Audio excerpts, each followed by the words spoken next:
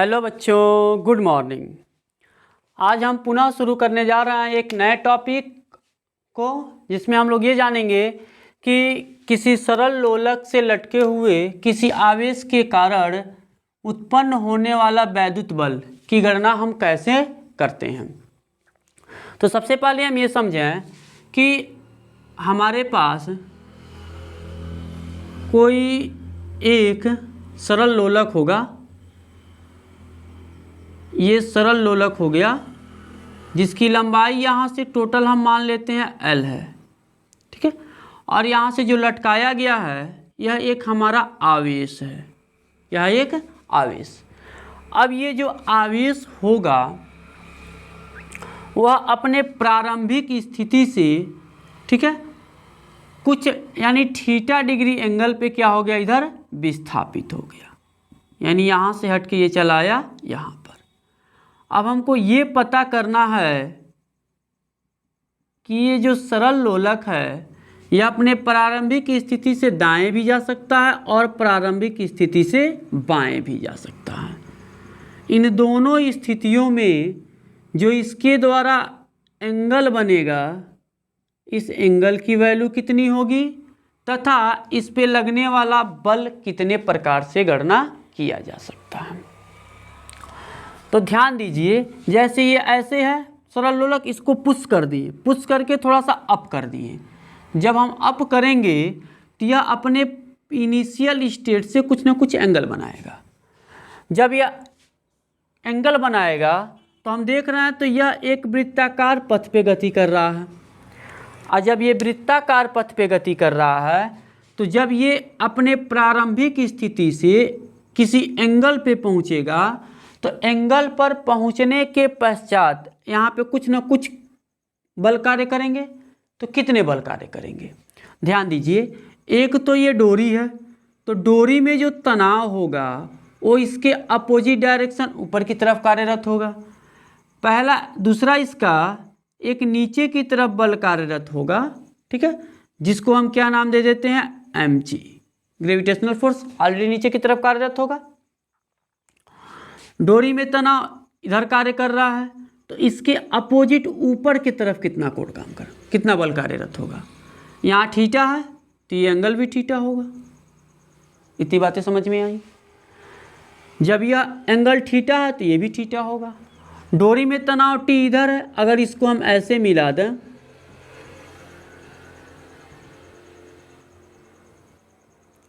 तो क्या देखने के लिए मिल रहा है, देखने के लिए हमको यही मिल रहा है कि इधर जो ऊपर की तरफ कार्यरत है, ठीक है, यह परिणामी T है, थीटा यहाँ पर है तो ये आधार बनेगा। जब ये आधार बनेगा तो यहाँ पर कौन सा बल कार्य करेगा, यानी T cos थीटा कार्यरत होगा, ठीक है। यहाँ पर कौन सा बल कार्यरत होगा, T cos थीटा, ठीक, क्योंकि यह वर्टिकली है, वर्टिकली हो गया। और इधर आएंगे तो हमारा ये हॉरिजॉन्टली हो जाएगा, ठीक है। तो यहाँ पे कितना बल कार्य करेगा, T sin theta, T sin theta. चूंकि यह आवेश है तो ये तो हमेशा इधर की तरफ बल लगाएगा, तो इसके अपोजिट डायरेक्शन में कितना बल कार्यरत होगा, बल कितना कार्यरत होगा, QE, क्योंकि यह बराबर आप पढ़े हैं, इसके कारण जो बल लगेगा यानी FE फोर्स लगेगा। कहने का मतलब ये हो गया, अगर मेरे पास कोई एक सरल लोलक है, उसके डोरी में एक आवेश बांध करके हम थोड़ा दूरी विस्थापित करते हैं, तो आवेश क्या होगा, आवेश के कारण या तो आकर्षण बल उत्पन्न होगा या तो प्रतिकर्षण बल उत्पन्न होगा। तो यह अपने प्रारंभिक स्थिति में स्थिर नहीं होगा, ये यहाँ से दाएं जाएगा या फिर बाएं जाएगा, ठीक है। तो जब दाएं या फिर बाएं जाएगा तो अपने इनिशियल कंडीशन से इधर जा रहा है, किस कारण, यानी वैद्युत बल के कारण। ये क्या कार्य करेगा, प्रारंभिक स्थिति अपने तरफ खींचेगा, कितने बल से, T sin थीटा, क्योंकि डोरी में तनाव है, ठीक है।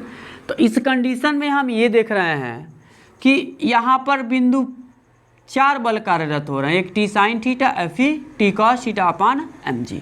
तो हम क्या कह सकते हैं, यहाँ पर ये निष्कर्ष निकाल सकते हैं कि जो हमारा T cos थीटा होगा वह ऑलरेडी बराबर होगा mg के, होगा कि नहीं होगा। ये हो गया हमारा इक्वेशन नंबर फर्स्ट, ठीक है। दूसरा हम देख रहे हैं तो वर्टिकली कितने कार्यरत हैं, टी साइन थीटा और एफ ई। तो यहाँ लिख सकते हैं टी साइन थीटा बराबर एफ ई। हमको यही तो बल पता करना है या नहीं करना है? करना है ना। हम इसको आपस में डिवाइड कर दें,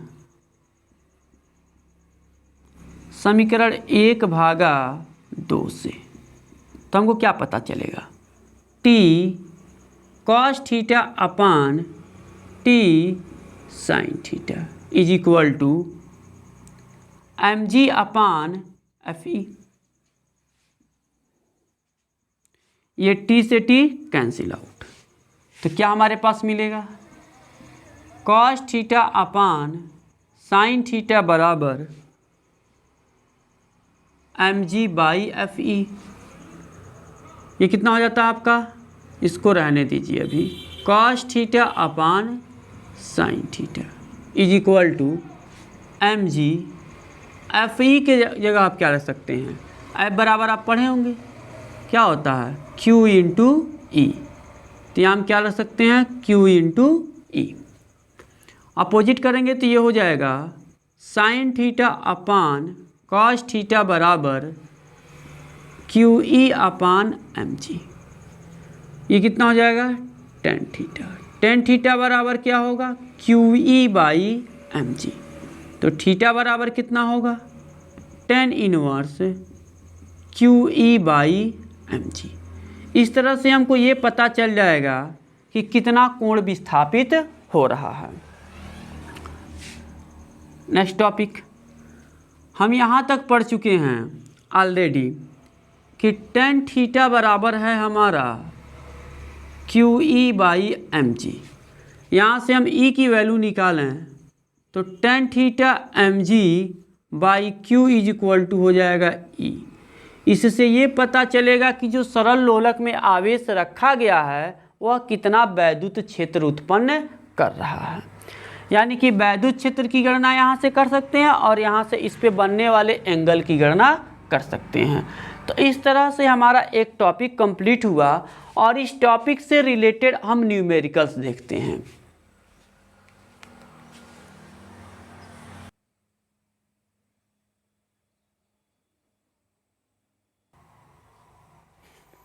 चलिए देखते हैं इस प्रश्न को। इस प्रश्न को हम कैसे सॉल्व करेंगे, ठीक है। इस प्रश्न को हम देखते हैं कैसे सॉल्व करेंगे।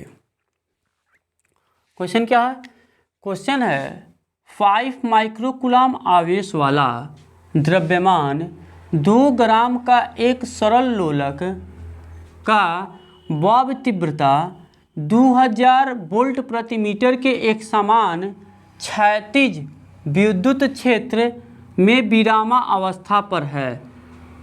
सामान्य से ऊर्ध्वाधर में सरल लोलक जो कोण बनाएगा वह क्या होगा। प्रश्न समझते हैं। कह रहा है मेरे पास एक सरल लोलक है जो विरामा अवस्था में, ठीक है, साम्या अवस्था में स्थिर है और बॉब तीव्रता 200 वोल्ट प्रति के एक समान क्षैतिज वैद्युत क्षेत्र। क्षैतिज वैद्युत क्षेत्र माने जो वैद्युत क्षेत्र है वह कुछ इस तरह से है।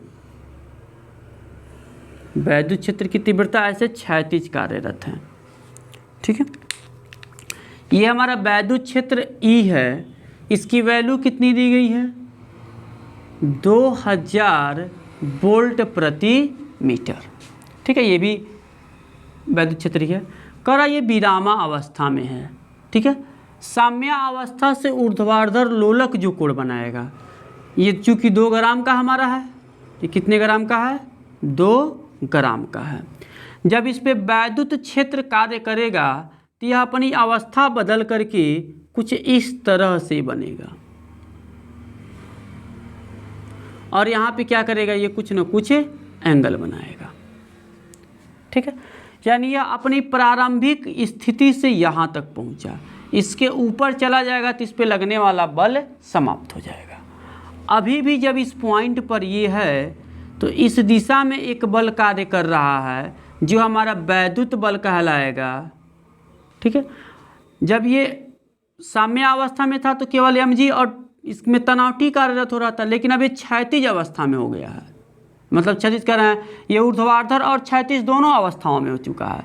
तो एक तो इसमें क्षैतिज दिशा में Fe काम करेगा, नीचे के तरफ जो बल कार्यरत होगा वह कितना होगा, ग्रेविटेशनल फोर्स, यानी इसको हम क्या नाम देते हैं, mg देते हैं। ठीक इसके लंबवत भी एक बल कार्यरत होगा ऊपर की तरफ, जब एंगल थीटा यहाँ है तो यहाँ भी थीटा एंगल होगा। डोरी में तनाव दृढ़ता की तरफ काम करेगा, तो ये बल कितना हो जाएगा, T cos थीटा। वैद्युत क्षेत्र इधर कार्यरत हो तो इसके विपरीत भी कोई ना कोई बल कार्यरत होगा, इसके विपरीत जो बल कार्यरत होगा वह हमारा कितना होगा, मैकेनिकल फोर्स। मैकेनिकल फोर्स ही तो आप कहेंगे, जिसका मान क्या होगा, T sin थीटा होगा। तो इस तरह से हम देख रहे हैं कि जब बॉब हमारा इस पॉइंट पे पहुंच रहा है तो इसमें जो कार्यरत होने वाले बल हैं वह दो हिस्सों में बंट जा रहे हैं, एक हमारा ऊर्ध्वाधर बल और दूसरा क्षैतिज बल। ठीक है, तो हम देखते हैं, लिखेंगे साम्य अवस्था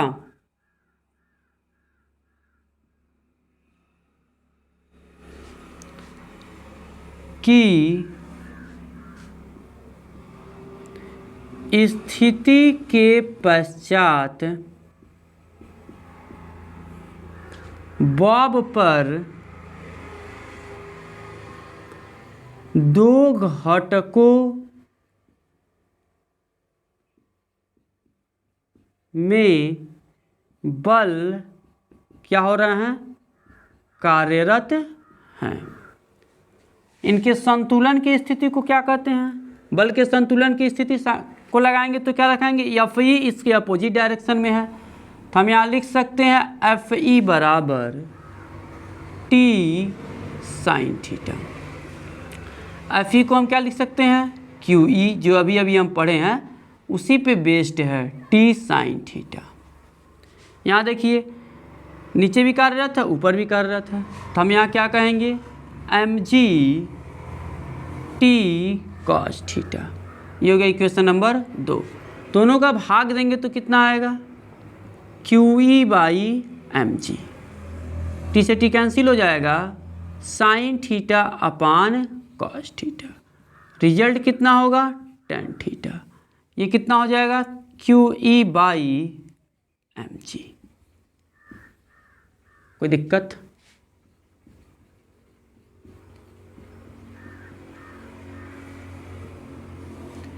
हमको देखते हैं डाटा क्या क्या पता है। हमको Q की वैल्यू पता है, Q बराबर हमारे प्रश्न में दिया गया है 5.0 माइक्रो कूलाम। माइक्रो कूलाम को कूलाम में बदलने के लिए 5 पे पावर -6 से गुणा कर दिया जाता है। द्रव्यमान m भी हमको पता है, m की वैल्यू दी गई है 2 ग्राम, तो ग्राम में तो काम होगा नहीं, किलोग्राम में बदलने के लिए 10 पे पावर -3 से गुणा कर दिया जाता है। आगे बढ़ना इस टॉपिक को लेकर के, नोट कीजिए।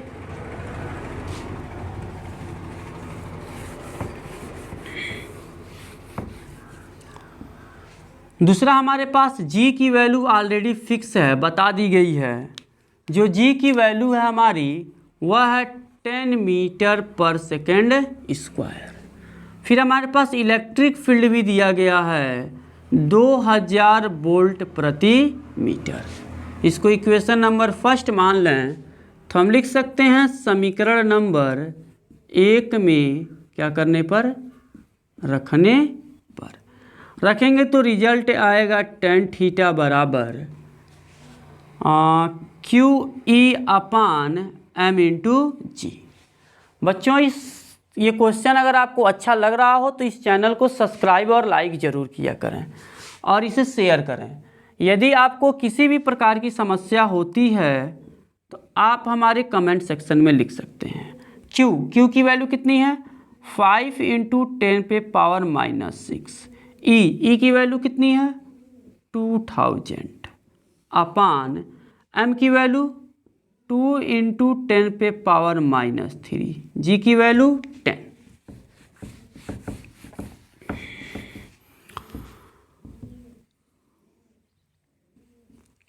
tan थीटा बराबर हो जाएगा 10 पे पावर 3 से 10 पे पावर 3 कैंसिल, 1 0 से 1 0 कैंसिल, आया 5/2 इंटू 10 पे पावर, यहाँ बचेगा -3 इंटू 200, 2 से 2 कैंसिल, tan थीटा बराबर होगा 5 इंटू 10 पे पावर -1, 2 0 से 2 0 कैंसिल कर देंगे, तो tan थीटा बराबर होगा 0.5, थीटा बराबर कितना हो जाएगा tan इनवर्स 0.5।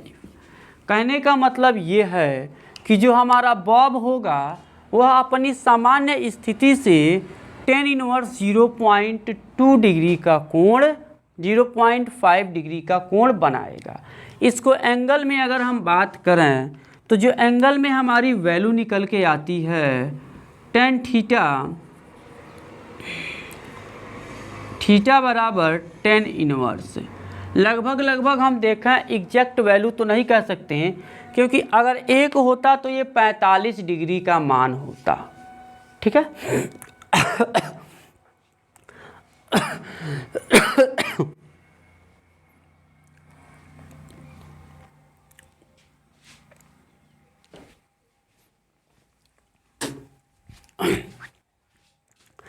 थोड़ा खांसी आ गया है।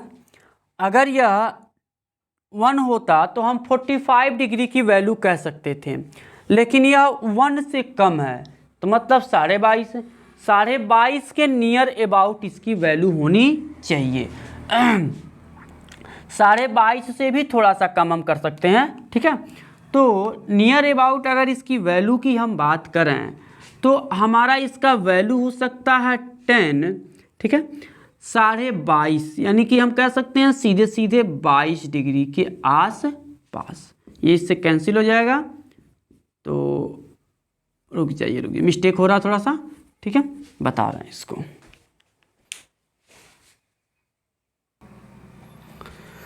इसकी जो एग्जैक्ट वैल्यू होगी लगभग हम ये कह सकते हैं कि थीटा बराबर tan इनवर्स 5 है, 0.5 मतलब आधा, लगभग 22.5 से थोड़ा सा और अगर हम ऊपर चलें तो इसकी वैल्यू लगभग हम कह सकते हैं tan 25 डिग्री।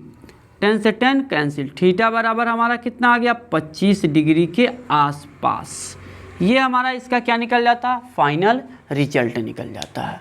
तो इस तरह से ये क्या हुआ, हमारा इस क्वेश्चन का सॉल्यूशन हुआ।